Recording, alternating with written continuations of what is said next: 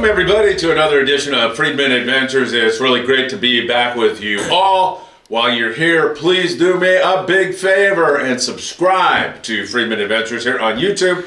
Make sure you click that little bell so you're notified when a new edition comes out. And if freshwater is your thing, and man, I'll tell you, freshwater fishing is just starting to really pick up. Bass Bros, same thing. Go to their YouTube channel. It's Bass, B-R-O-S. Those are my kids.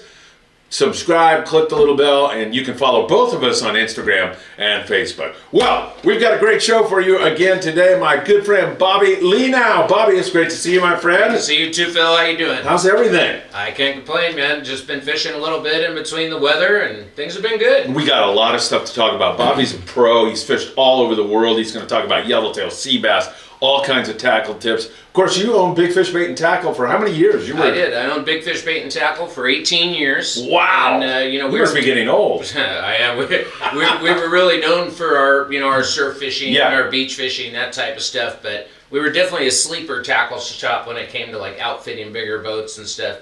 Just because of the employees we had there and myself, we had the knowledge and we did a lot of big game business to go with it. Yeah, I love surf fishing. I want to get into that a little bit with you later. But you told me just the other day, you said, Phil, I don't know, I forget where you said you were, but you said you had me in tears tonight. So I figured you listened to one of my podcasts and it was so bad that you broke into tears. But you were talking about the reunion video. Yes, sir. With Mark and Paul and Desiree. What yes, a touching video, huh? Unreal. And just another two more stewards of the sea, just really paying attention to what's going on and being willing to go above and beyond the call of duty to save somebody, or help somebody, period. And that's just, we should all be doing that as not only sport boat captains and people on those boats, but especially private boaters. I mean, we're in situations where we're fishing a lot shallower at times in the sport boats, and things just happen, and it's important that we keep our eyes out and that others keep their eyes on us also. Well, I happen to know something about you, and you're too humble to bring it up, but I'm going to bring it up. You actually were involved in a rescue on the backside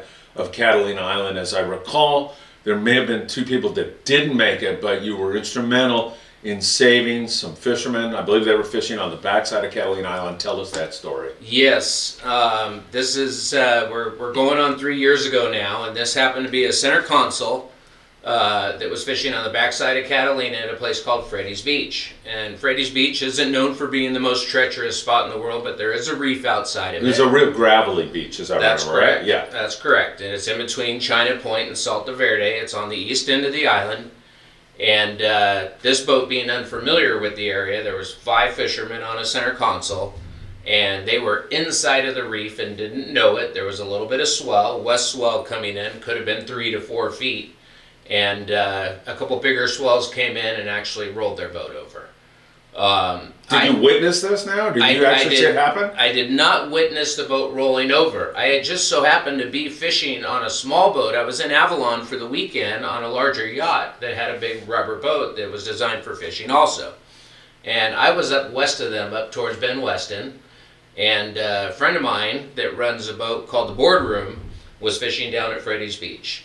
And he knew that I was up above him, and as I was making my way back towards the east end, coming back into Avalon, he's on the roof of his boat and he's waving his squid net. So my first thought was, he's telling me the fish are biting and doesn't want to get on the radio, get over here. So what did I do? I drove straight to him. Of course. And as I got closer, he's pointing towards the beach like this, and of course, what do I see? I see a center console upside down. Oh my God, what did you think? Heart my heart definitely dropped, but at the same time, it's almost like you slip into this mode that, I need to react and I need to do something about this. So I got a little bit of information from him. He says there's 4 guys in the water. You got to get that small boat and get inside the reef and go try and get these guys. And he was not going in there on the Boardroom because he's too big. The boat's too big. That's correct. He's on a 65-foot hatteras. Yeah, he's not going in there. He's going to be in the same position as us. That's correct. And I'm on a 14-foot hard-bottom rubber boat. So I make my way inside the reef, very familiar with it. I make my way inside the reef. I get in there, and I have 2 fishermen from that boat face down. And pretty much at that point, of course, it logged in with me. Did they have life jackets? They did not have life jackets on, and that was the most tragic part. That's the 2 guys that we lost.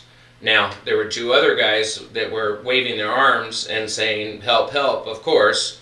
I made my way to the first guy. I got a line to him. I drug him into the rubber boat, managed to pull him in. That's a hard task, right? And basically the strength and everything else just adrenaline. Sort of just adrenaline, just it happened. Yeah. So got this guy drug into the boat. At that point, the outrider had come and joined the boardroom, and they were both, sort of just watching what was going on and watching me. Who was running the outrider? Do you remember? I don't. Okay, go ahead. Not important. So once I got the first guy in the boat, I immediately came back around the reef and I went to the outrider and got this guy off the boat onto the outrider, and there's another guy in there and he's still waving his arms. At this point, are these guys in life jackets? No. Okay.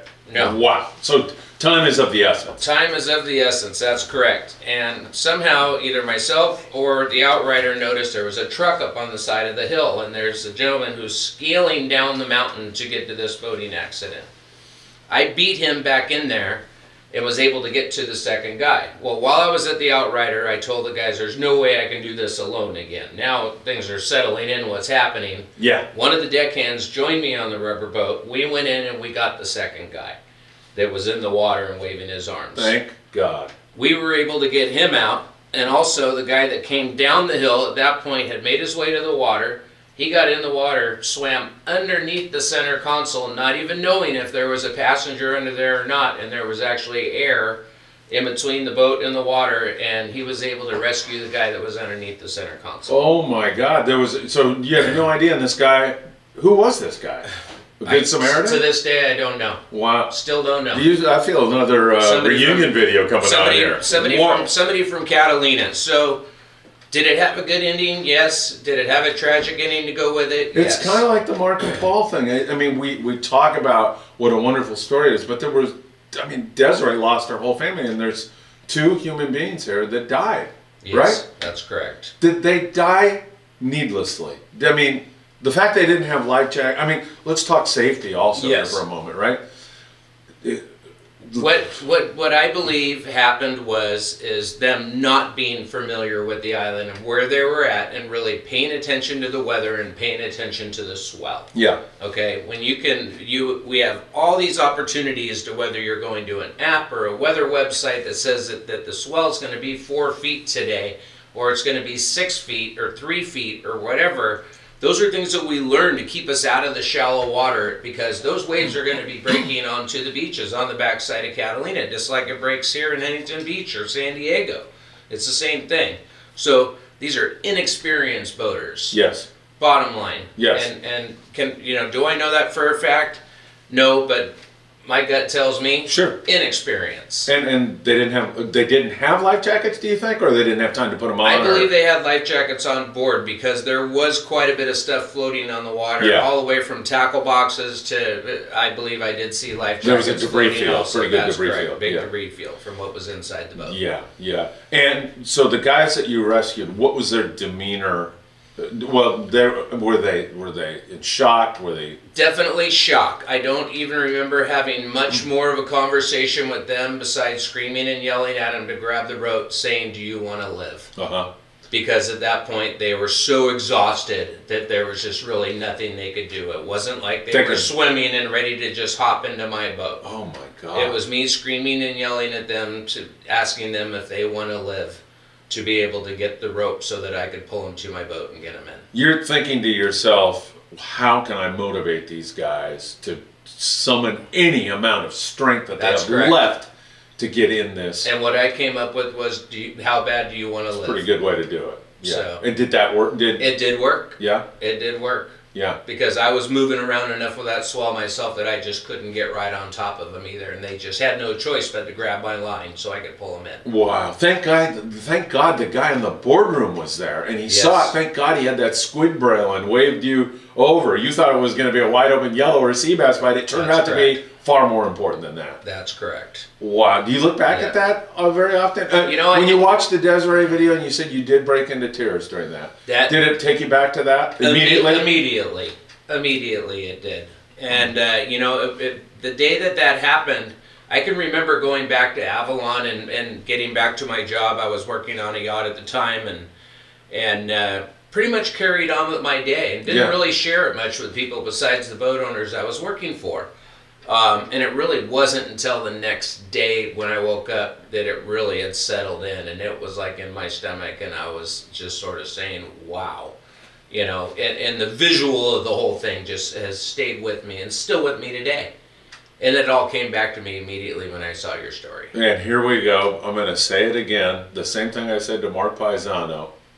Wouldn't it be something if at some point in the future you saw these guys again? Have you seen them since that time? I haven't. I've spoke with the Coast Guard multiple times, because they wanted to hear more and more about it, what exactly had happened, and I shared with them as much information as I could give them, and I asked them, please, if there's a possibility, can I reunite with the family somehow to at least get to talk to these guys that that we did recover. Yeah, what a story. That is amazing. And who knows who knows if they were fathers or brothers. I'm sure they were all of those things, and thank God. One thing that it's so important that as when we're boating, Phil, being out there, that there may only be 3 of us on board, and we put ourselves in a situation like that. You got to think about the 20 or 30 people that are at home, that are our family members, our best friends, and so on and so forth. That isn't just 3 of us that something tragic may happen to.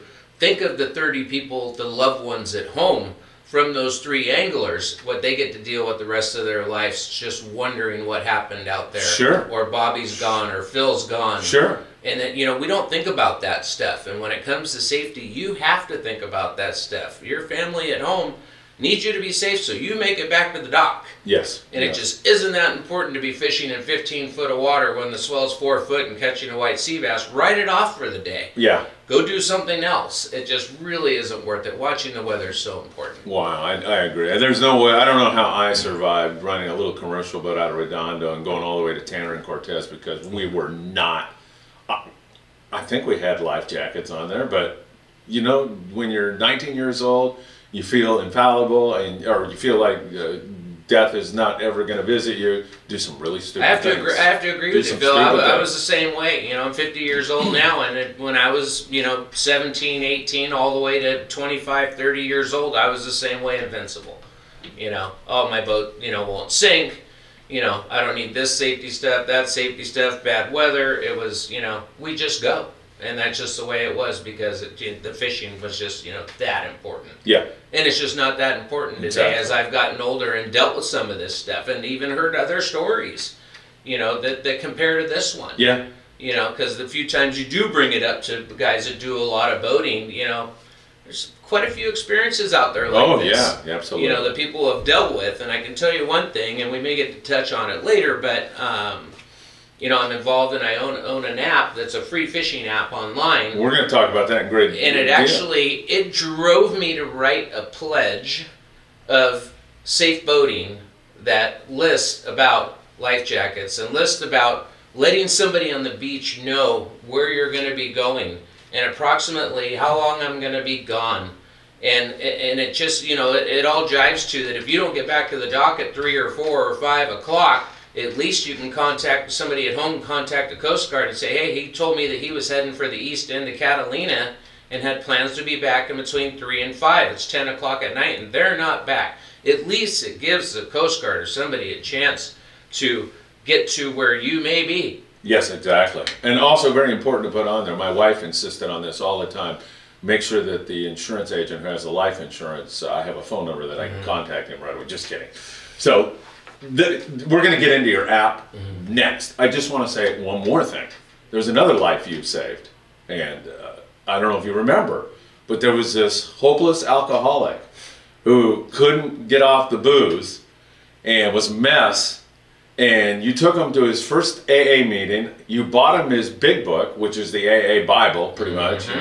All of us drunks read that to get through another day. That's correct. And hooked me up with my first sponsor. I just spilled the beans. It was me. Yes. And I've never forgotten that. I just celebrated 10 years of sobriety on March 14th, and I owe you a debt of gratitude that I can never repay. Congratulations, Phil. It's an amazing feeling, and I'm in the same boat. I have been around AA for a minute. I can't say that I am just a Mr. AA guy, but there's not a day that goes by that I don't talk with somebody about Alcoholics Anonymous. I'm the same way. It's been quite a while since I've had a drink, and life is just so much better, and I'm safer on the water.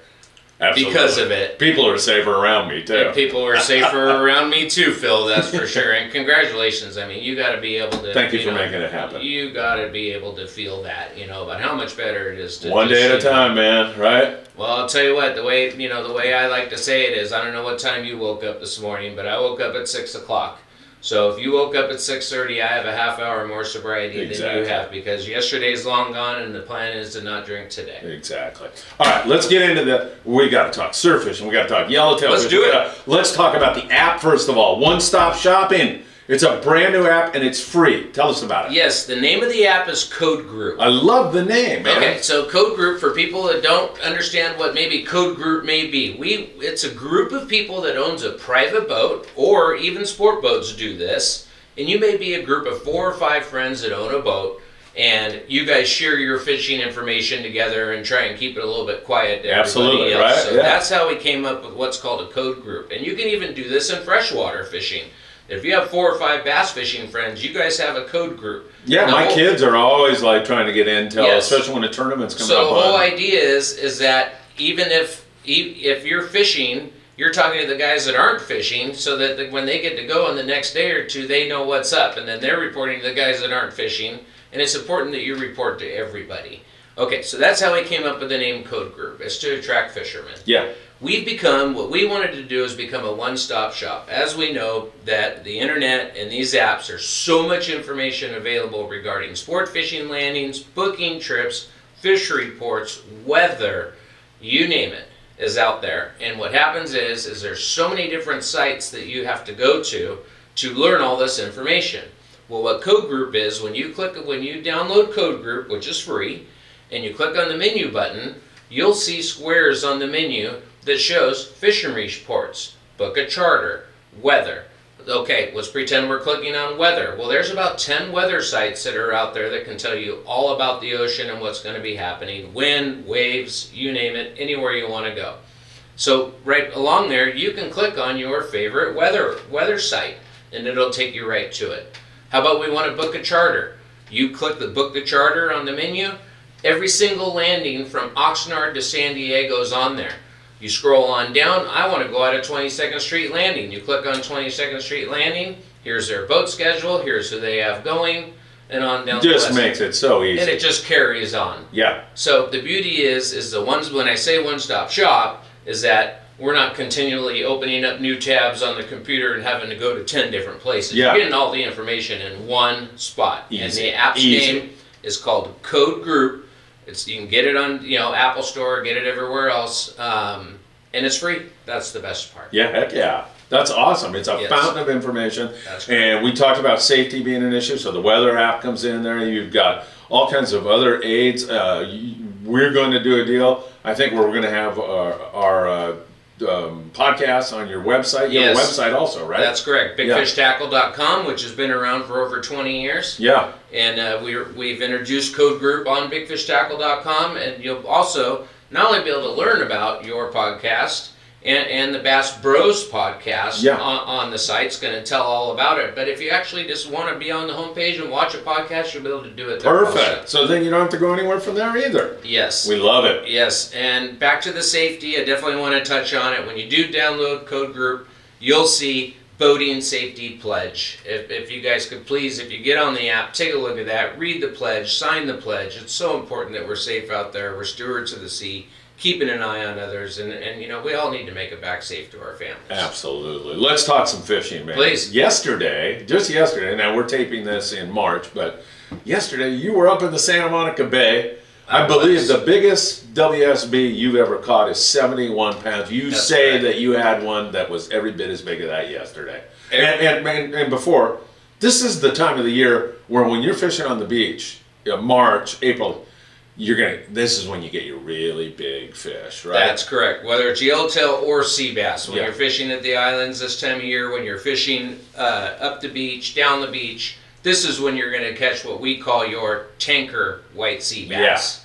And What were the circumstances surrounding Well, that? the circumstances were we went up there at about, call it 10, 11 o'clock at night. We were looking for squid. There was quite a bit of squid up there and some big sea bass caught just prior to the big wind that we just had over the last few days.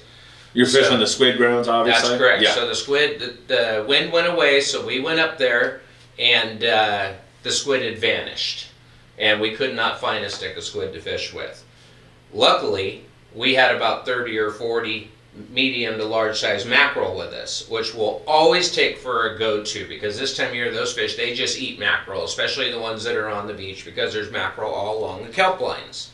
So we put out a couple dropper loops with big mackerel, fished, call it a couple hours until about daylight, and right when it turned gray, I was fishing a rod, a 4.0 size reel, and call it a 60-pound rod. I had 80-pound braid with 80-pound fluorocarbon connected to it. Wow. And the reason I fish that big heavy gear is because you got big heavy fish and you got a sharp bottom when it comes to hard bottom. Yeah. Okay. And fluorocarbon's important, obviously, right? Well, the fluorocarbon for me is that it's the abrasion more than anything. Because I do believe that if I had 80-pound regular fishing line, I still would have got the bite. But when it comes to abrasion, the fluorocarbon just seems to be a little bit stronger. Uh-huh. So, and the reason we're fishing this heavy gear is we want to land the fish. Too many years of losing these things, and it seems like every year we're just fishing larger and larger and larger gear. We're talking about a rod and reel that catches 150-pound bluefin I'm using. Yeah. And that's what I like, overkill. That's No, correct. So I look over and the rod's bent over to the water and I can hardly get the rod out of the rod holder. And these large sea bass, the way they like to fight, it's like they're trying to get away. And they like to swim out, and they like to go left, and they like to go right. They're not like your conventional yellowtail or tuna that circles or pinwheels its way up to the boat. So we knew what we had hooked.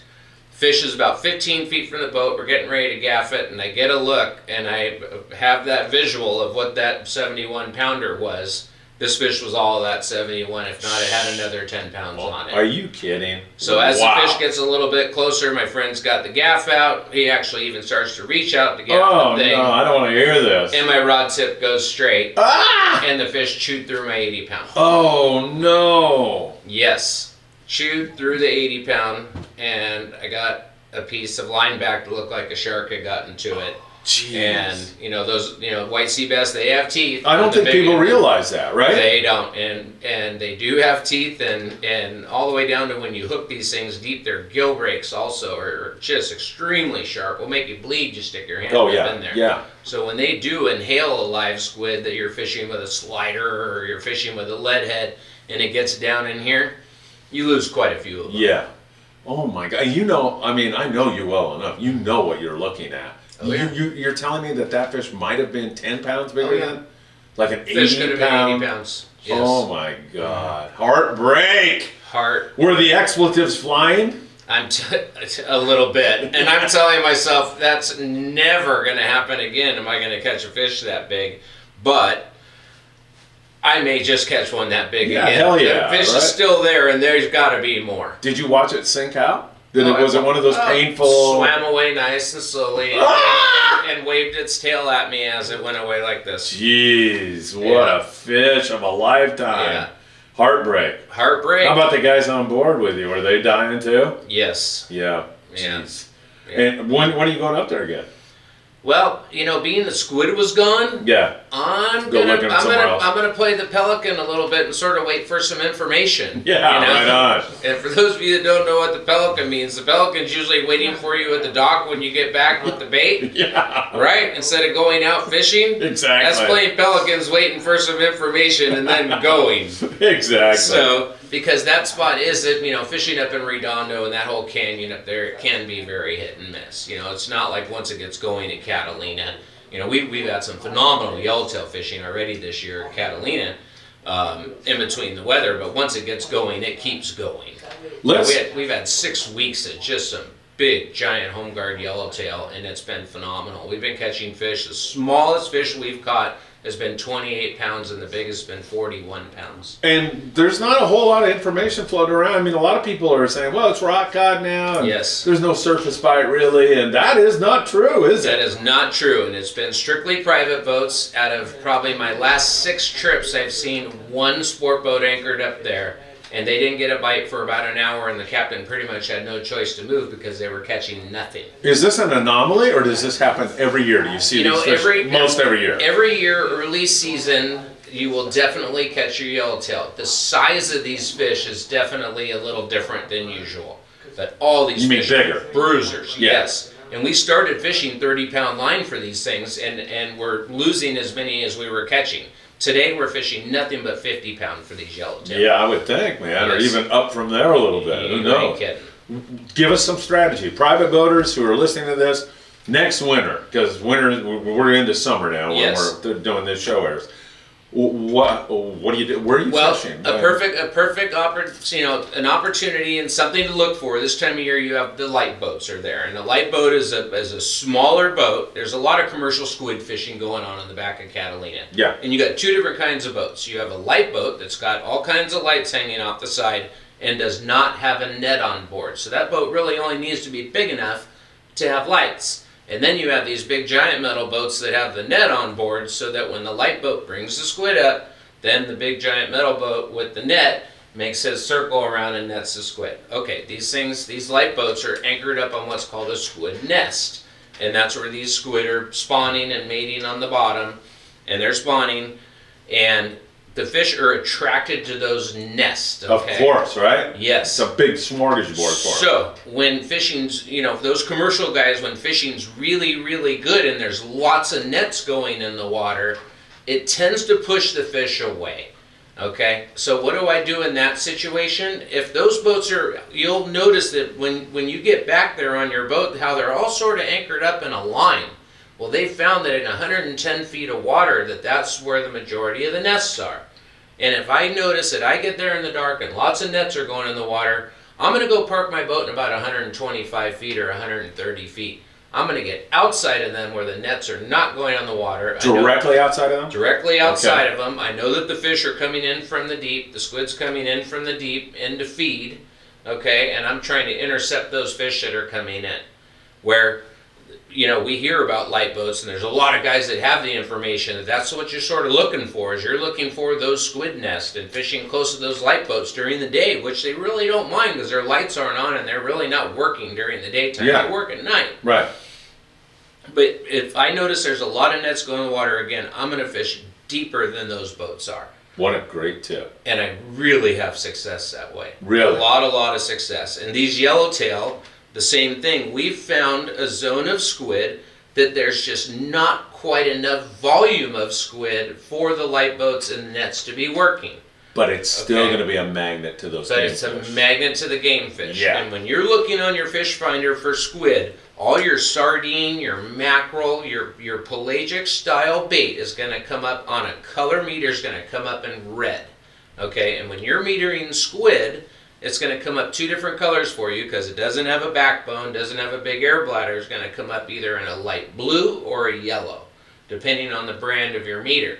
So when even during the day, you meter that light blue on your meter on the bottom, or you're metering that yellow right above the bottom of the rocks, that's all squid and that's a nest on the bottom. That's where you want to put your anchor down. Right in that. Right in it. Uh-huh. As close as you can get to it. Yes. And the old axiom in sport fishing has always been, find the bait, you'll find the fish. Yes, sir. And you couldn't agree more, right? I can't agree more. And the beauty about fishing this time of year is that, early season, and call it early season all the way up till, let's call it July. Oh, okay. And starting when? January? Well, we started fishing in January. It was definitely a little bit early this year. As you know, we had some phenomenal weather early this year. Right. Even though the last few weeks has been pretty miserable, yes. But we had 6 weeks of phenomenal weather, and we had phenomenal fishing to go with it. The beauty about this is when you're fishing in deeper water, there's not a lot of what I would call junk on the bottom. And when I say junk, it's not junk, but that's perch, small bass, anything that can be just nibbling at your squid and breaking your squid down and making it unnatural, and your rod tip sitting there just sort of jiggling. you're going through a lot of squid that way. Right. You got to bring it up. You're putting a fresh squid on because you want a nice live fresh squid down there. So when that yellowtail sea bass comes swimming by, you get them something to eat. Yeah.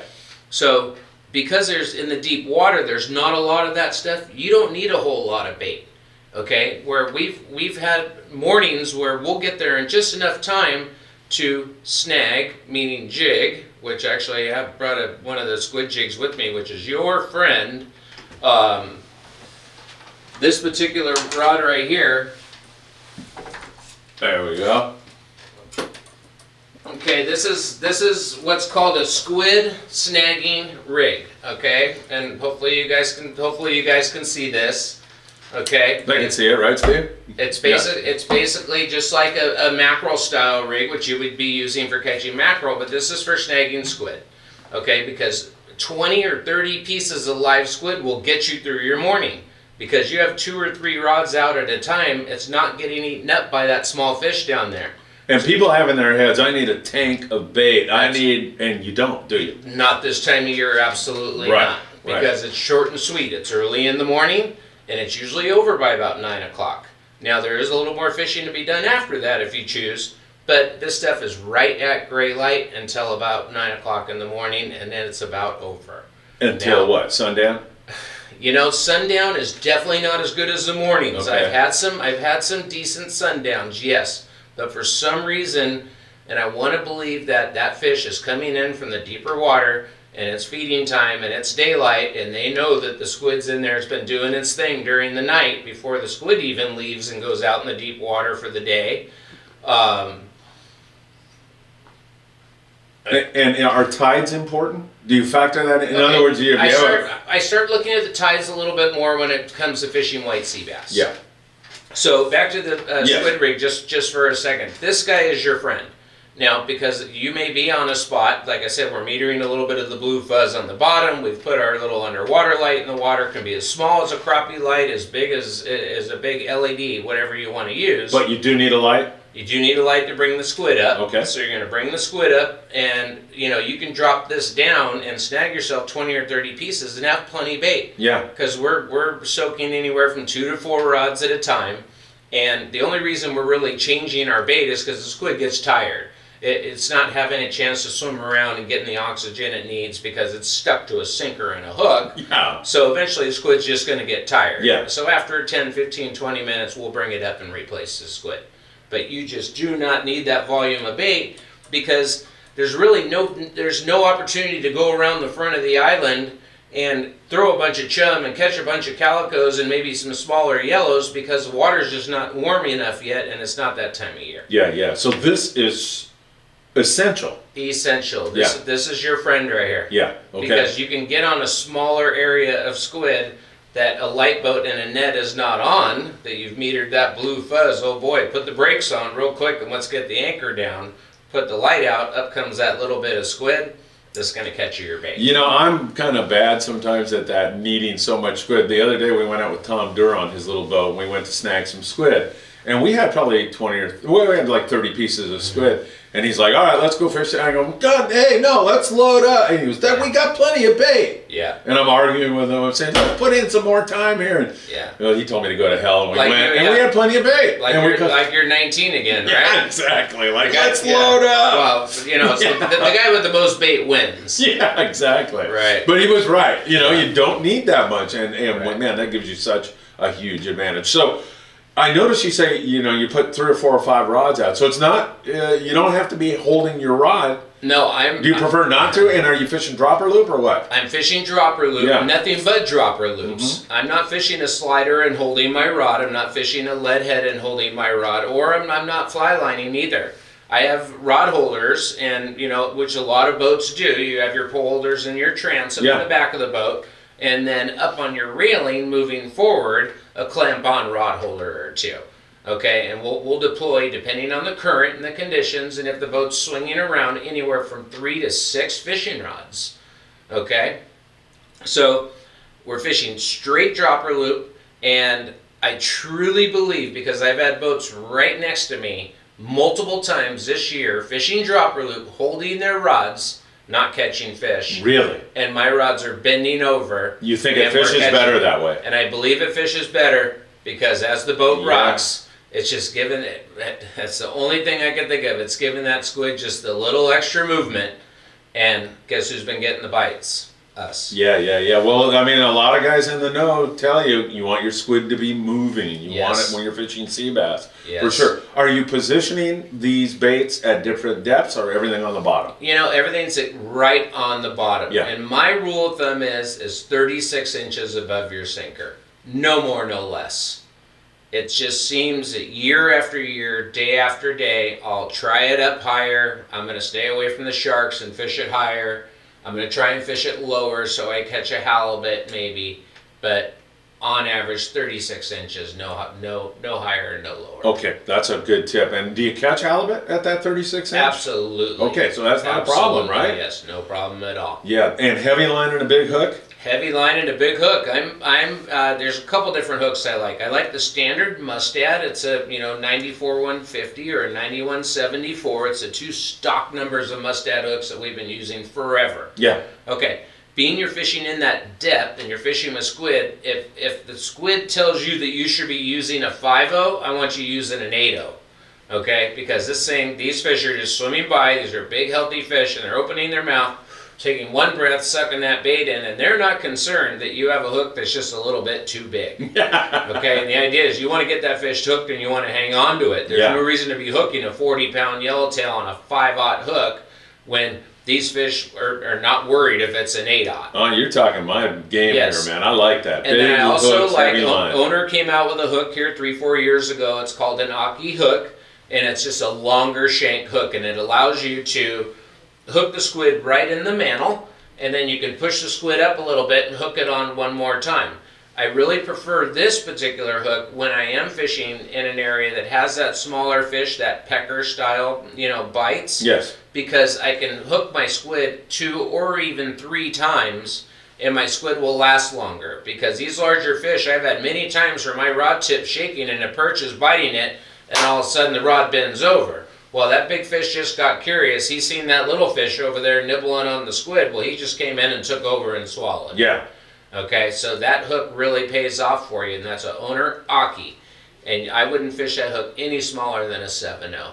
I prefer the 8-0. I love it. I love it. So in the wintertime, you are really going to key in on squid and where it's at. That's correct. If it's on the beach at Catalina, it doesn't matter, right? If there's squid nests, there's going to be predators on it. There's going to be predators on it, and that's where you want to fish. That's 36 correct. inches, big hook, heavy line. Yes, sir. And if you end up fishing around these light boats, which are your indicators of where the squid are, and you get there in the dark, which you should, and it's a bit of, and I use the terminology, it's a bit of a hate mission, because it can be a hate mission because it's cold and you're traveling in the dark. But if you really want to get it done, you have your anchor down and you have bait in your tank before that sun starts to crack.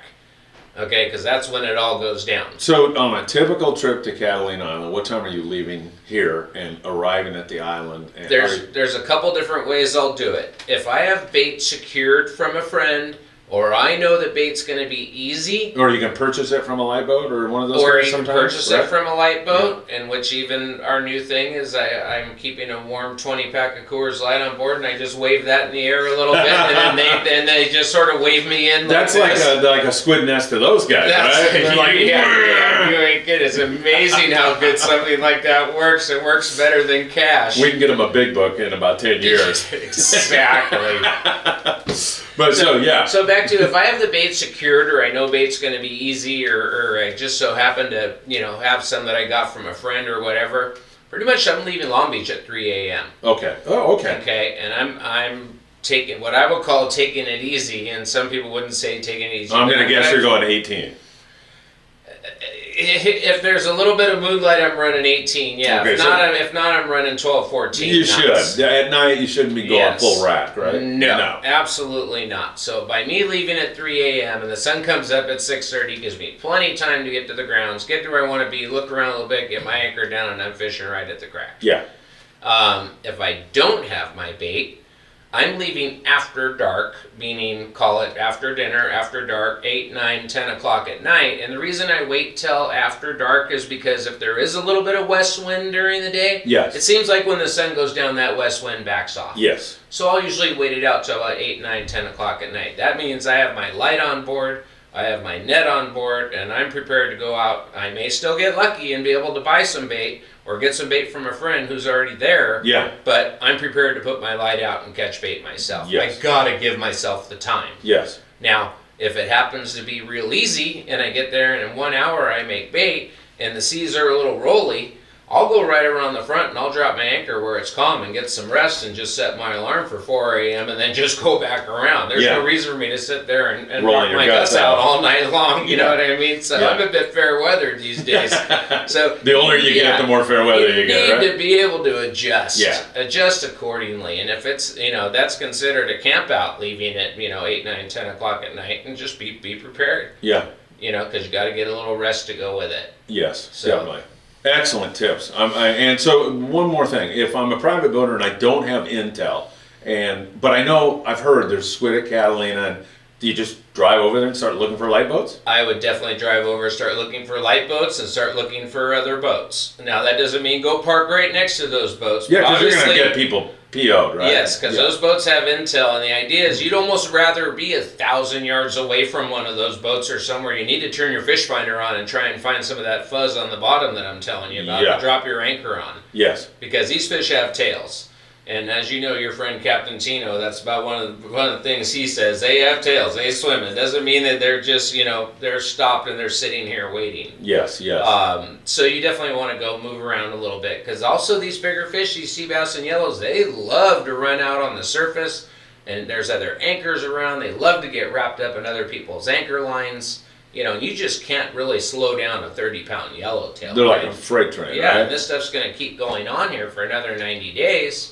And, you're almost better off being away from them anyways. What do you say about the enigma that surrounds the white sea bass? They're so mysterious. You never know if they're going to bite. They never bite 3 days in a row. All of that. Does that just add to the lore, the fascination about that particular species? I believe it definitely adds to the lure of wanting to catch a sea bass. But anybody who's fished sea bass enough that when those things decide to bite, it's like fishing in Happy Jack's fish farm. It totally is, right? I mean, it just flat out gets obnoxious. It doesn't matter what you put over the side. It could be 130-pound test with a squid on it, and you're still going to catch one. Those things, when the light switch goes on, are the easiest fish to catch darn near in the ocean, as far as I'm concerned. And they're so damn big and formidable that it's so cool, right? It's not like Happy Jack's in the sense that you're catching a little trout. It's like, whoa! And they're nice ones. Yeah. And an average school of fish over there, you call it, they're anywhere from 20 pounds to 30 pounds. I mean, that's an average, good, nice quality school-sized fish are going to be that 20 to 30-pound range. And you're going to catch those fish later in the year, right? I mean, earlier in the year, you get those tankers. Those sea bass, last year we caught all the way through September. Uh-huh. Okay, but you're talking about putting some days in. There's a lot of lucky anglers that go over there and, they fish Catalina maybe twice a year because they're marlin fishermen, but it's early season. Oh, let's go to Catalina. And they drop their anchor and they catch a limit of sea bass for 4 guys. And they're like, well, this isn't so hard. Yeah, really. Because they hit one of those days when the lights And then you got Bobby who goes there 9 days straight and can't buy a bite. And then I finally do, catch a few fish. And I'm so frustrated. I'm like, forget these things, So the attitude about white sea bass really comes and goes about how much you want to do it or don't want to do it. I think the other lure to white sea bass fishing is the table fare. Oh my God, right? These things, they're corn fed, and when I say corn fed, they've been feeding on squid. They're not feeding on, mackerel or sardines. It has a backbone and a bunch of bones in it. It's flimsy squid. They're super oily. The meat is so white, and you just can't mess them up. I don't care if you overcook it, what you spice it with, whatever. You can't mess it up. And if you enjoy eating fish, white sea bass is top of the list. What's your favorite way to prepare it? I'm a big fan of taking a piece of white sea bass, and what I will do is, and I know there's a lot of mayonnaise haters out there. No, not here. My son Philip. What I like to do is I like to take my chunk of sea bass and I'll coat it in mayonnaise. That's a good way. Yeah. Okay. And Keeps it really moist. after I coat it in mayonnaise, I'll go ahead and spice it with my favorite spice. That could be a Cajun spice, could be black pepper, could be lemon pepper, whatever you your like. choice is. Yeah. Here's where the mayonnaise works for me. When I put it on the barbecue, the mayonnaise stops it from sticking to the barbecue and creates some real nice barbecue lines. So the mayonnaise cooks off, but my spice stays on. I go ahead and flip it over, it does the same thing. The mayonnaise cooks off, the spice stays on, I got some nice barbecue lines.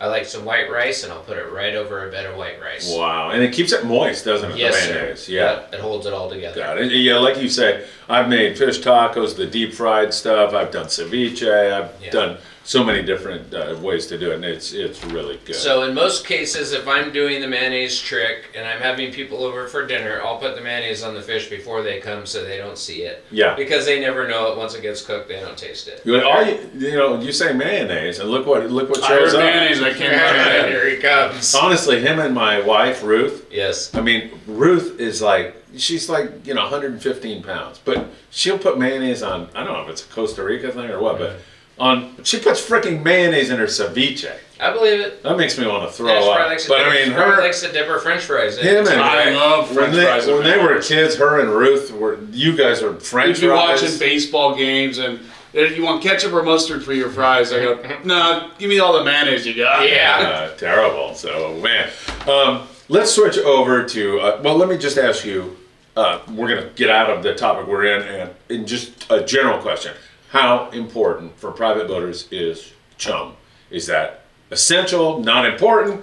Should you be chumming when you're fishing calico bass, yellowtail? Should you be chumming? Okay, so late season chum, and when I say late season, let's call it from July through the end of October when our weather finally starts to turn.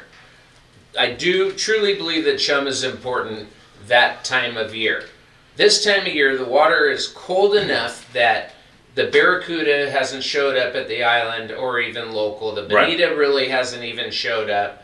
And the calico bass almost haven't gone, I won't say dormant, but for whatever reason in the cold water, those things, they just don't really like to bite. Right. Okay. They're sleeping or doing something. They gotta be eating something, just like we, but for whatever reason, it's not like they're looking up going, oh God, that's got 30-pound pea line and a 4-0 hook. I better not touch that.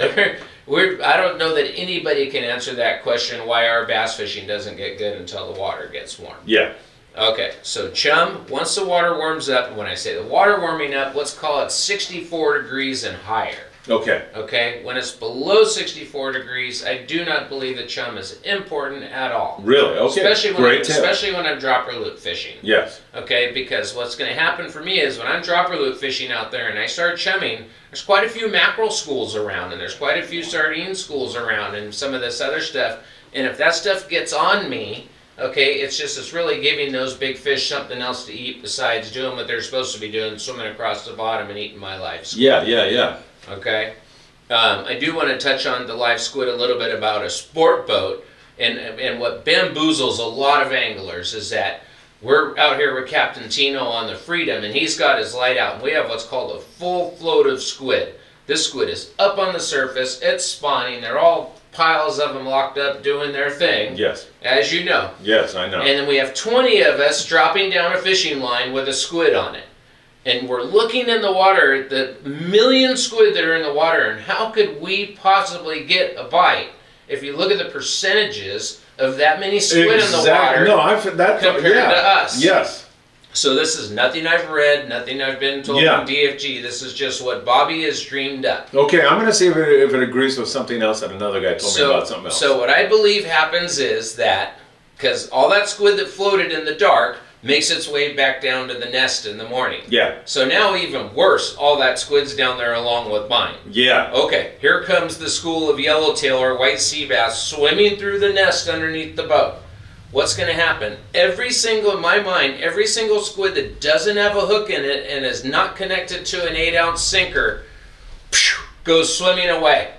What's left down there is 20 baits with sinkers and lines, and the ones that look the best those squid can't go anywhere, and those fish are hungry. They're putting the brakes on, and that's why they're eating our lines. Bobby, I'm going to agree with you, but I'm going to tell you that the other night, or this was last year, the Grunion Run, we were down fishing these big yellowfin croaker at night. Yes. And I said to Bob Osborne, who lives over in Surfside, and I fished with for a million years, I go, I don't get it. There's 6 billion Grunion out there.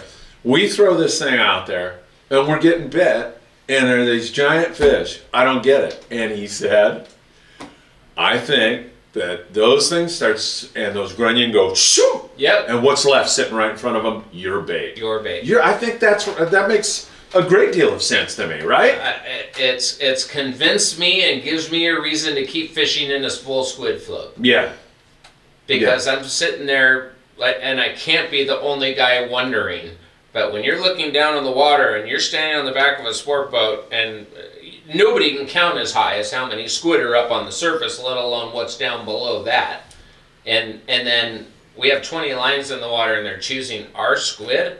And our squid looks the worst out of all of them because it's got a hook in it, and it's stuck trying to go somewhere, you know? Yeah. But our rod's bend over. Makes a great deal of sense. Let's go back to the chumming in 1 second, because the squid thing has brought up another question. When those squid spawn, they die. Right? Yes. Pretty much. And so, is there any thought process with regard to all that dead squid that goes down? Where does it go, and should you follow it? Okay, so here's our opportunity. You know what I mean? Yeah, when I've been island fishing, it's like when that yellowtail bites over in the morning, call it 8:30, 9 o'clock. I got 2 choices. One of my choices is not to go around the front of the island and throw a bunch of chum, or do whatever I do to try and catch fish, because the water's too cold. It's not going to happen. Yeah. So at that point, my trip's over and I'm done. Or if I want to stay and fish a while, all that dead squid, because it's not swimming, it's dead. We have current, and the current is either running to the west or running to the east. And it's super easy to see which way the current's going, because if you just look at a boat on the anchor, whatever way his stern is facing, which is the back of the boat, that's the way the current's going. Great tip. So if those guys are on squid, okay, and their sterns are facing to the west, okay, all that dead squid, the current is taking it into the beach, okay? Halibut time, white sea bass time, okay? Great. Here's where the live squid comes into play, okay? So here we go. We have these million dead squid that we saw, and another million down below die. Yeah. And the current starts taking it into the beach. Well, by 8, 9, 10 in the morning, that stuff's already starting to roll into 30, 40, 50 foot of water. Yes. And if not shallower. Yeah. And those fish know which way the current's going, and they know that bait's coming. Okay? Because it may even be left over from the night before, but as you know, if water's got to go up on the beach, it's got to go back out. Yeah. Okay, so a lot of that dead squid that rolls in, it's got to roll right back out. And it's going to go away. So pretty much every morning there's a fresh batch of dead squid that comes rolling into the beach. And those fish so are waiting. How could I get a bite in there with all that dead squid laying on the bottom? Yeah. I'm maybe even using a shorter leader because I'm fishing halibut. Well, now if I drive a live squid through all that dead squid that's on the bottom, gives that fish a reason to bite my bait. Yes. Oh, there's a live one. Let's go grab that one. Okay? Makes sense. So that's something that you can do after you fish in the deep water. There's a couple things you can do. You can either go in and target that dead squid that rolls into the beach. The halibut over at Catalina feeding on the squid, the eating, again, phenomenal. You know, super, super white meat, and it's just, like I said, it's corn-fed fish. A lot of halibut, yeah. So, or what we've been doing is, I'm using, 50-pound style rods with a 4/0 size reel, excuse me, whatever manufacturer it is, in a shorter rod, it's rockfish time. Those yellowtail rods double as my rockfish rod. Absolutely. And I got a little bit of squid left, so what am I going to do? I'm going to slide out into 3, 4, 500 foot of water. I'm going to mark some fish on the bottom, and I'm going to go catch myself some snapper to take home with my yellowtail. What the heck? Perfect, right? So, 'tis the season for that. Yes. And it's going to stay that way probably until the 1st of July. And we should mention that obviously when rockfish is closed, January, February, you're not doing that. We're in March here and beyond. Yes. You can do that. Those are great tips. You mentioned that squid goes in on the beach, and you said 30, 40 feet of water or shallower. How shallow is too shallow? Can you catch fish in 10 feet of water? Yes, you can, but it comes to a safety thing also. Okay. You best know what you're doing or leave your motor running. Yeah. And if I get any shallower than call it 25 feet, my motor does not turn off. I need to be able to put my boat in gear, and I need to be able to get out of there. Yeah. You mean if you say A swell, whatever it may be. Or there's a rock that you didn't... Or I'm unfamiliar with the bottom exactly. There's a rock, or all of a sudden it comes rolling right up into 8 feet or something like that. My motor's running, so I can just go right to it and go. I'm not, and all of a sudden I got a dead battery. Now what do? I'm on the beach. Yeah, been there, done that, man. You know, so I tend to not fish much shallower than about 25 feet. And we should also tell everybody who's listening out there, you've been doing this for decades. Yes. So a new guy probably doesn't want to go in there in 8 feet of water and try to pick off a flatty or two, right? Absolutely not. But there is a way to be able to fish in shallow water like that if you're on a skiff. If you have plenty anchor gear like you're supposed to have, rule of thumb is if you have a 30-foot boat, you want at least 1.5 times the length of your boat of chain. So meaning you got 30 foot of chain because the boat's 30 foot and another 15 foot on top of that. Okay. Okay, you got yourself the proper size anchor. You can go out and drop your anchor in 80, 90 feet and make sure that you are good and locked and tight, and you can start bumping your boat in reverse and just start feeding line out, and you can slide yourself back into 15 feet of water, 12 feet of water, 18 feet of water. But your anchor is way out here in 80 or 90 locked up on some good stuff. Yeah. So even if your boat doesn't start, you can start pulling your anchor to pull you out of there. And pull you out of there. That's a great tip, man. Yes. That is a great tip. And especially it works real good for bigger boats too. Say you have a 44-foot boat, or a lot of these private boaters have some bigger sport fishers that like to fish the island. And they think that, the white sea bass are a little timid to big boats. I think they're more timid to a big anchor and a lot of chain and a big giant white line this big around. So I would drop my anchor and call it 100 feet, 120 feet. I'll scope all the way back into 30 feet. My big boat, they're fine with the big boat. I think they got an issue with all the chain and all the anchor gear in the water. Do you hand over hand when you are dropping on now when you're scoping back? I don't see that as being an issue, but no. If you're fishing like a nest, do you hand over hand or you just throw the anchor over? Do you see that? And for people who don't know, when you hand over hand, you're letting it down slow to stop the noise. I happen to have a drum, what I call a drum windlass on my boat. The drum's call it 20 inches around, and I let my anchor roll down there pretty quick. Because I think once you're settled, these fish are making their way up and down through that water column that they like, and I may have got unlucky and dropped on a few fish and spooked them, but once my anchor gets settled and I'm fishing and I'm going to be there for a couple hours, the whole hand over hand thing, I think, is if you really wanted to get in tight on a small boat, when I say tight, 20 feet, 18 feet, 12 feet, slipping it over the side. But still way better. Drop your anchor in 50 foot and scope back instead. Yeah, and why have that anchor straight up and down? Yeah. By having that angle also makes it easy when you're fighting fish and you have to go to the front of the boat to take your rod under the anchor line. That's great. Because then you got some angle. Frickin' great tips, no doubt about it. Dave Dodge says you're the best teacher on saltwater fishing. I don't know about that, but I enjoy my instruction, that's for sure. And there's something counterintuitive, I think, about fishing in 8 feet of water and picking off a 40-pound sea bass. But they are in there, huh? Oh, yes, sir. What do you think they're doing? They're eating that spawned out squid. Yeah. And halibut? Same thing. In that real shallow water? Yes, sir. Yeah. Dude, I would love to get into some good halibut fishing at the I love that fishery. It's so much fun, and like you said, they are good on the grill. Back to chumming. Okay, so we got 64-degree water. Yes. You don't want to chum before you have that. What do you chum with? Look, I mean, does it matter the species you're after, or should you be throwing live squid and live bait? Well, chum's important, and I have what I consider top secret, and it really isn't top secret because there is people that know about it, but I'm gonna. Do we need a drum roll or anything? Because it's you, Phil, I'm gonna go ahead and I'm gonna spill my guts here. Oh my God! Live guys are getting a treat. What? Live guys are getting top secret stuff. Hey, so live Facebook. Top secret stuff live Instagram. Okay, so one. Well, I'll do a drum roll. One too many times I've been on the water, and I'm on the front side of Catalina, and I'm targeting mid-sized yellowtail, which live on the front of Catalina, and calico bass and bonita and barracuda and so on and so forth. And I'm throwing live squid over the side, or pretty much probably sardines at that time. I'm chumming live sardines, and then I have 2 or 3 fishing rods going out off the back of the boat with my sardine, with a hook in it. Yeah. And I could even be fishing as light as 20-pound test. So if I have 3 lines back there, and I'm taking my net, and even if I'm throwing sardines one at a time, I see a yellowtail boil over here, and I don't get a bite. And I see a barracuda come flying out of the water and eat the sardine over here, and I don't get a bite. And I see a bonito over here, and whoa, there was a big calico bass that came up and ate that sardine that we threw over the side. Then it's like, oh, we better really attract them now. We're not getting any bites. We take the whole net full and dump it over the side. And what happens? I'm seeing 6 boils instead of 1.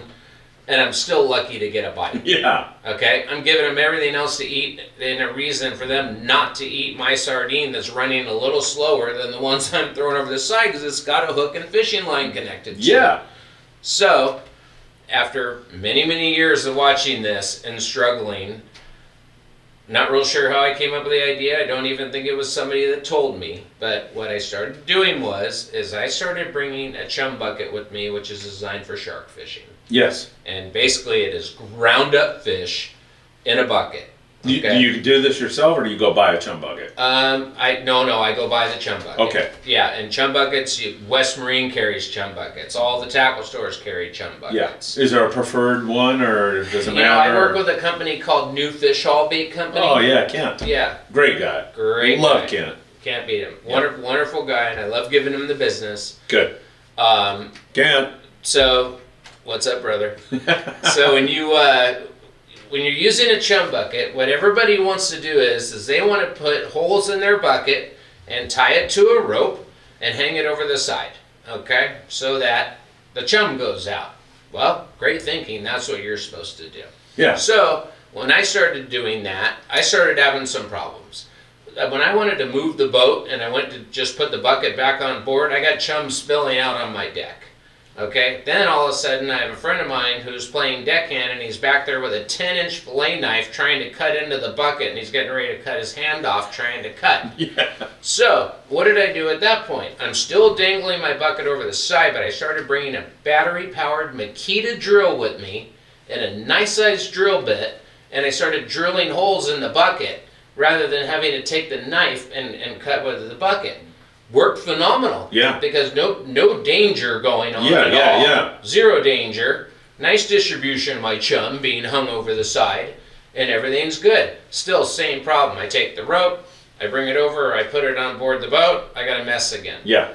Okay, so now, today, what I do is, and we'll get to quickly here what the chum bucket actually does, is I don't put any holes in my bucket at all. All I do is just take the lid off it and I put it in the back of my boat, and I got a spoon in it. Okay? So what I tell my passengers, my friends, whatever it is, that Whoever's on there. each time you go to replace your sardine, I want you to take a spoon and throw a spoonful of this stuff over the side.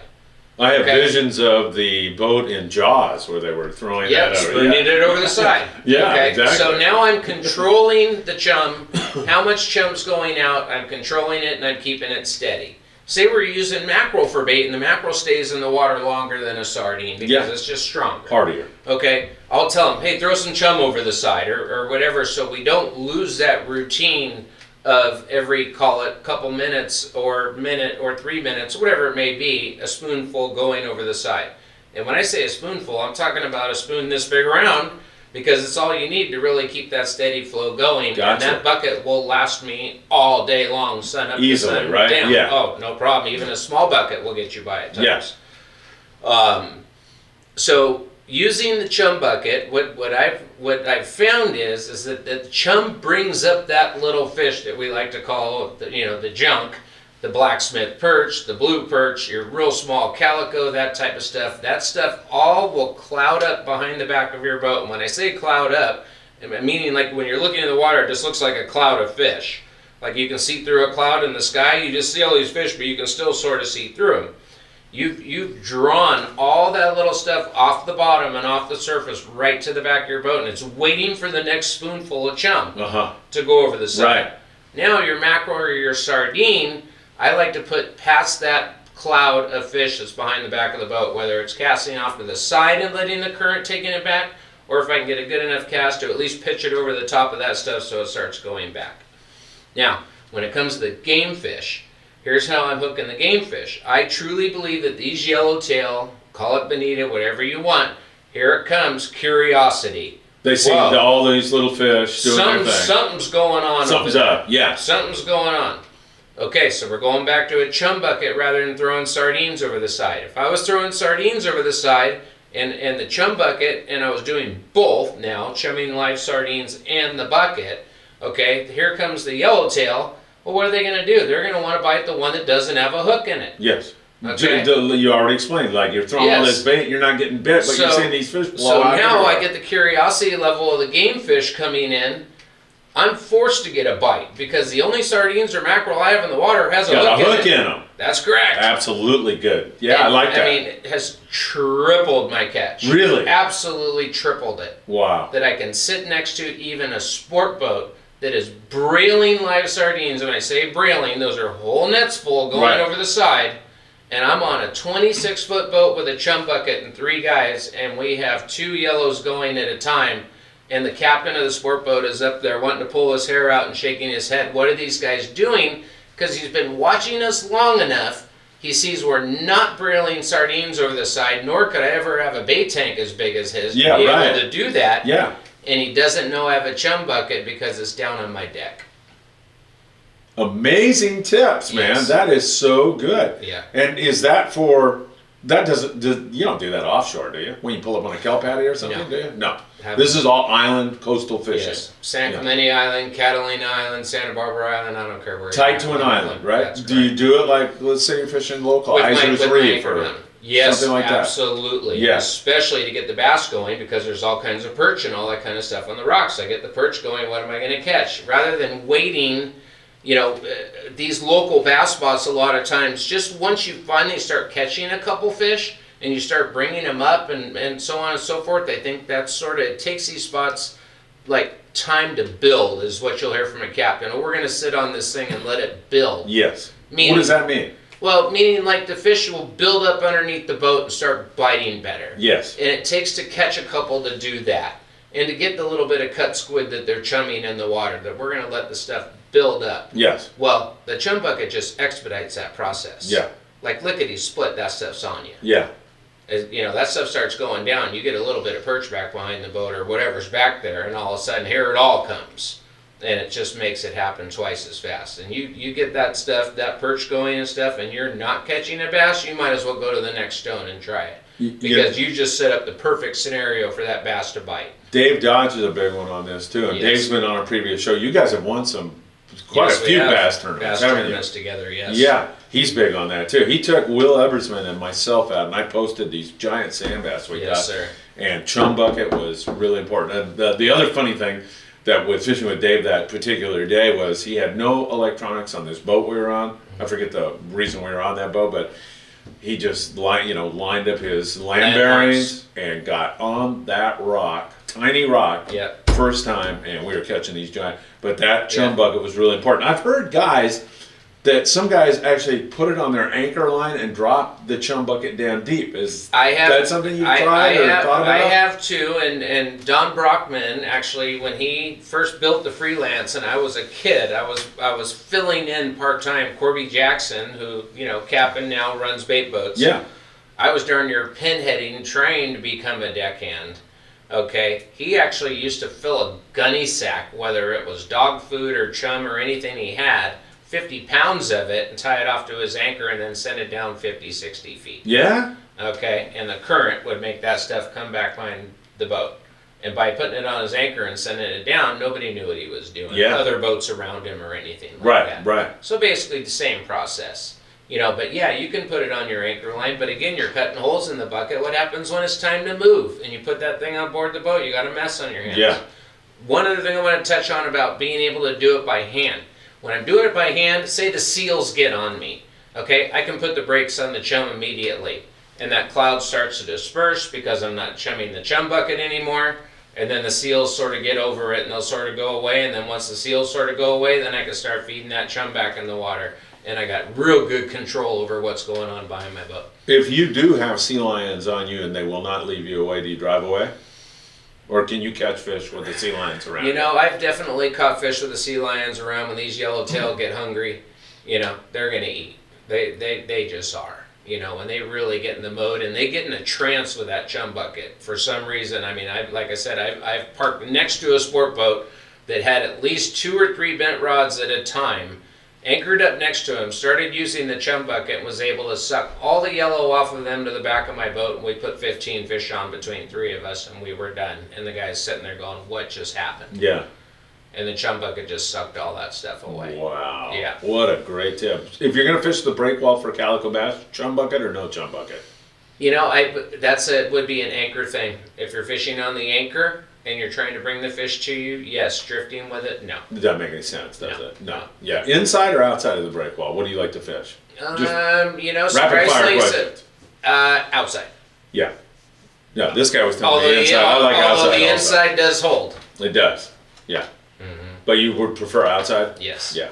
All right. Let's switch over to. I want to switch over to world. Let me do surf fishing first because Okay. I absolutely love surf Yeah, fishing. for sure. Right, and you're a pro at that. I don't know about a pro, but I enjoy my surf fishing. So That's for sure. May, June. What's a good thing for anglers to be focusing on? Where to do it? What kind of tackle? Well, a couple things I can touch on. While the water's still cold and going to get up to that 65, 66 is your opportunity to catch your barred surf perch. Okay, barred surf perches become a light tackle thing. Okay, and when I say light tackle, we're talking anywhere from 4 to 10 pound tests. And what do you mean become? Before you could catch them on the heavy stuff? Well, that's all that was fished was heavy stuff. Yeah. You know, guys were using heavy rods and rod holders with a sinker and muscle and locking it up on the bottom, and they were still catching their barred surf perch. Yeah. Now it's what I like to call a walk and cast. And a walk and cast meaning you have call it an 8-foot spinning rod that's 6 to 12 pound. You got yourself a reel to match, and I'll wear a fanny pack that either has some small grubs in it or some bait and a few sinkers and swivels and hooks, so if I manage to hook the bottom. But I do what's called a walk and cast. I'll cast, bring it in real slow. I bring it in so slow that just so I can feel my sinker going across the bottom, so if I get a bite I can set the hook. If I don't get a bite, I just walk a little more, cast, walk a little more, cast. Let's go back where to. We might as well talk about our local area. Where are we? We're here in Long Beach, San Pedro area. Yeah. Okay. In Huntington Beach is a state beach called Bolsa Chica State Beach. Okay? Most know about it. Yes. Let me tell you the beauty about Bolsa Chica State Beach. Parking, number 1. Bathrooms, number 2. A shower to rinse your rod off when you're done, number 3. Those 3 things are huge. Yes. Okay? So a lot of times I'll fish Bolsa Chica just because of that. Yeah. Okay, because of the parking. Yes. Because there's restrooms. Because there's the things that you need to get in there and get out of. Yeah. You know, yes, you can still use these. You know, it's never going to change. You can use a 12-foot big giant surf rod and a heavy sinker and a rod stake and sit in your lawn chair. That fishing hasn't stopped. There's still plenty of guys that do it. Seems like farther down south they're doing it. You know, concentrating on spot fin croaker. Yeah, and that yeah. type of stuff. The thing a lot of people don't know about is the amount of halibut we're catching in the surf. I now. know, right? There's quite a few halibut. Yeah. And a go-to for halibut is a 2 5/8 ounce crocodile. Is a chrome crocodile with a chrome prism tape. It's 2 5/8 ounces. You can cast it out there as far as you can, and you want to feel the bottom as you're winding that thing in. So it's actually skipping through the sand. Dude, Okay. I couldn't agree with. I love fishing that frickin' croc. Yes. And I catch a wide variety of fish: Oh, yeah. halibut, yellowfin, croaker. Not so much spot fin or more of a bait thing, right? Right. Yeah. I caught one last year, kind of snagged it. So, but man, that is a versatile lure for the surf. Isn't Yes, it? sir. Yeah. Yeah. And it would, like you say, you drag it through the sand. Yeah. So much fun, and Yeah. there are a lot. I mean, we were just talking about halibut in 8 to 10 feet of water Yeah. at Catalina or whatever. They're They're actually right in the shallower, waves, right? and right at your feet too. Yeah. Just because your line's got an angle on it, so it looks like, oh man, I got to be 25 feet away or whatever. I better wind it in real fast so I can recast. Absolutely not. You want to fish that thing darn near till it comes to your feet and you can see it with your eyes. You'll get your bite, or they'll follow it in, and you'll get your bite like right there as you're getting ready to pull the thing out of the water. Yeah, Bob Osborne, just the other day, same guy, he was down there and he said he literally, it was about 6 feet out, got inhaled by a nice 28-inch halibut, and he said, man, it gave him the best battle he's had in a long time. Yes. When it came up on the beach, he said it hardly moved. It gave it all in the fight. So that is amazing. That's the beauty of it. Just one tip about the surf fishing for you guys out there that may be new to surf fishing. Yeah. Okay, is say I go to Bolsa Chica State Beach and I'm slowly driving through the parking lot trying to figure out where I'm going to go, and I see a batch of 6 or 8 surfers out there in one spot. Okay, so what's happened is that the swell's coming from the west, and what makes the wave is that it comes from deeper water into shallow water, which builds the water up and which creates the wave. Okay, so if those surfers are catching a wave and surfing to their right, off to their left is where that deep water is and where that upwelling is. So if those surfers are right here, and I'm staring out at the ocean, the surfers are here, and they're once they ride the wave, they're going this way. I want to be this side of them, the opposite way that they're surfing, call it 50 to 100 yards. That's where that drop off is. It's creating the wave, and the fish are locked up right in there. Oh, I never tall-tailed that. sign when you're seeing surfers in the water and where that wave's breaking. They're surfing to the right. You want to fish just. And if you're over 50 to 100 yards away, you're not going to get in any fist fights with the surfers, right? That's correct. Yeah, because sometimes you have a little. So that's an easy go-to for somebody who's new to watch for that. Yeah. Okay. You know what I mean? What would you start talking? I recommend that crocodile, but you, as a guy that there's somebody out there and they're going, I want to try that. It's. I can do it before work. I can do it after work. I can take my kids. My wife doesn't like to fish, but she can hang out at the beach. It's a win-win-win deal. What would you tell them? Crocodile? How would you start? Well, I'd have to say that fishing with bait and artificial bait, you're going to catch more fish when it comes to a yellowfin croaker, when it comes to a Corbina or a surf perch. The variety you're going to catch on bait is going to be a little bit better than crocodile. You're going to make quite a few more casts before you catch a fish, but the fish you catch is going to be quality. Yes. Okay, so when I say bait, and it's spur of the moment, I will actually tell guys that, they work within a few miles of the ocean. There's guys that go down there and do it on their lunch break. Okay, so what does that mean? A 2-piece, 8-foot spinning rod with a reel, because 2-piece will go in a Toyota Corolla. Okay? Perfect. They got their fanny pack in the trunk. Yeah. Berkeley has come up with, phenomenal imitation baits. There's other companies. Do they work really good? But the Berkeley works extremely well. Yeah. It's called a Berkeley Gulp. Right. And the Gulp is the scent or something that's on these things, but I would really recommend using a sandworm. Okay, that's Berkeley Gulp sandworm. Works good. In a camo color. Okay, you can use other colors. They all seem to work, but the camo color is like the go-to. Yeah. And your basic rig is a sliding sinker to a swivel. And I realize it's multiple knots to tie, onto one end of the swivel and the other. But rather than using a split shot or something else to hold your sinker up, it just makes all the difference in the world. It's worth tying the knots. Yes. It really, really is. Yes. And there's even some guys at home sitting on the couch where it's comfortable will tie maybe a half a dozen number 4 Eagle Claw, a bait holder hook, and it doesn't have to be Eagle Claw, but bait holder on the shank of the hook actually has barbs. And so that when you slide that piece of that rubber bait on the fake bait, those barbs help hold it on. Yes. Okay, so you want to use a bait holder hook, even though you're using an artificial bait. And they may tie a half a dozen leaders that has a swivel that's waiting for a knot here, but the leader and the hook and everything's tied up already, wrapped around a small piece of cardboard, anything, and it's in their bag. So that if they happen to snag the bottom and break off, all they got to do is just push a new sinker onto their line, tie one knot, and you're fishing again. Yes. Yes. Okay, so that's the guy that's got an hour and a half. And how heavy is the sinker? Depending on the rod and depending on how far you want to cast, but average is about a ½ ounce. Okay. You can fish a little less, you can fish a little more. But by having a fanny pack with some gulp in it that stays good for weeks, and a handful of hooks and a handful of sinkers and a 2-piece rod with some fishing line on it. You're fishing, man. All of a sudden, you got 90 minutes or 2 hours. It's like, we might as well head down to the beach and go make some casts. Yes. And how about great exercise? The walk and cast is great exercise. Vitamin D, great exercise. And the walk and cast, when you get that bite, stay right there and make some more casts until you don't get bites anymore, and then start walking. Because if you catch one, chances are you're going to catch 3 or 4 more. Yeah. Let's talk. Oh my God, this time is flying by on us. we're starting to run out of time. But let's talk about our version of the bonefish. You stock them. You get to, like, you visually see them and you cast them. You know what I'm talking about. Corbina, right? Of course. What about that? How important is fluorocarbon light line to that? If there's any tip I can give you, I believe it's the approach to catching Corbina even more than it is the fluorocarbon.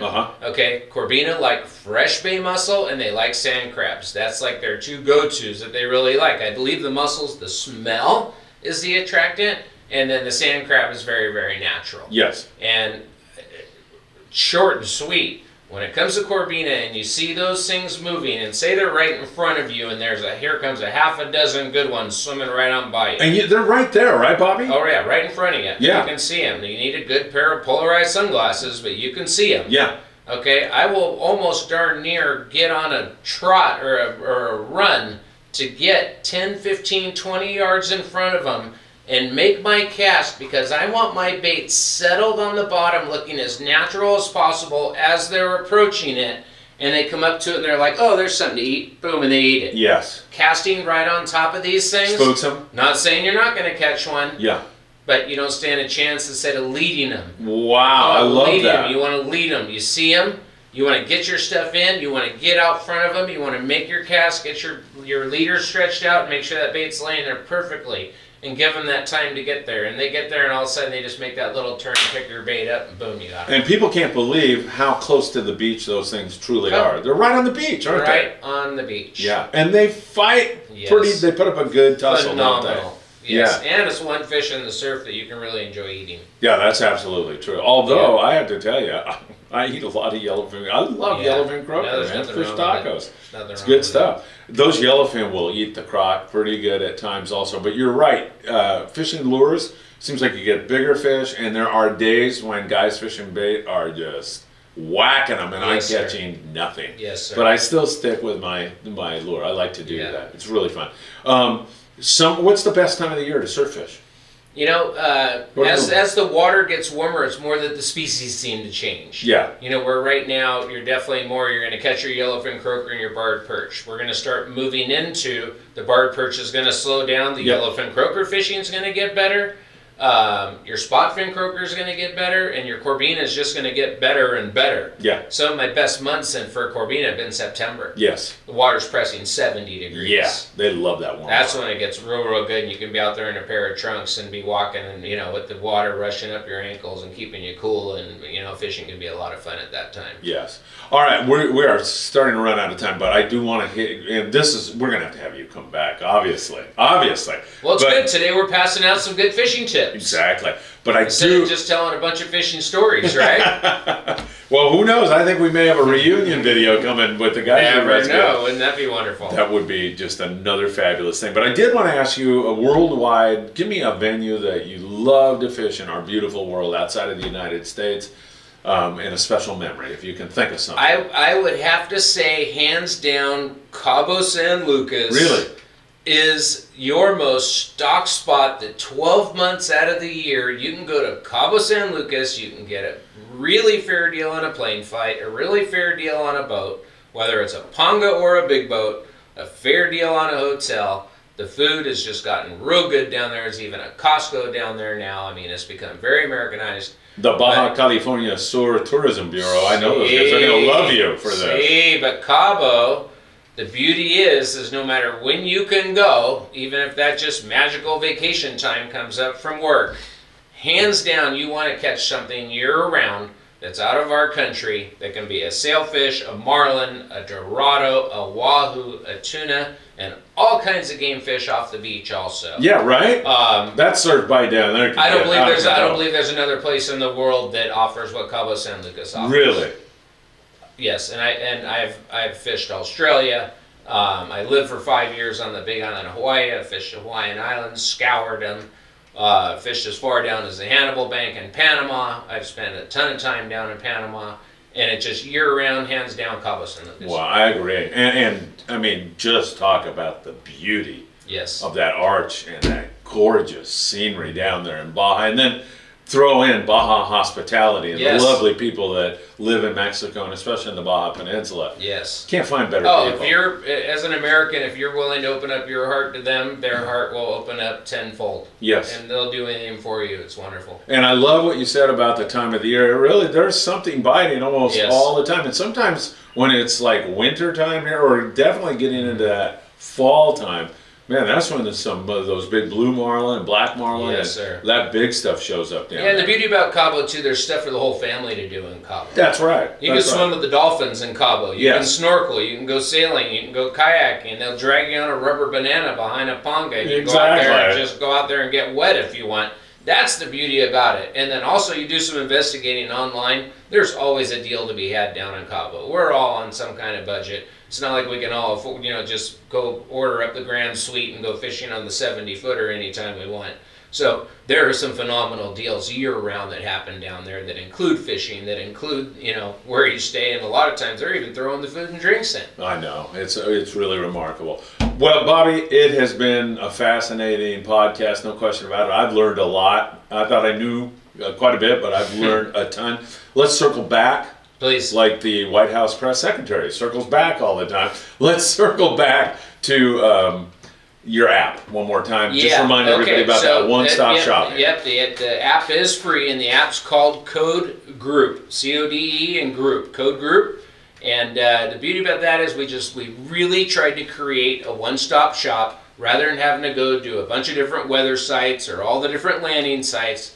And in one spot, you can go right to our menu, click on what you're looking for, and it'll take you anywhere you want to go.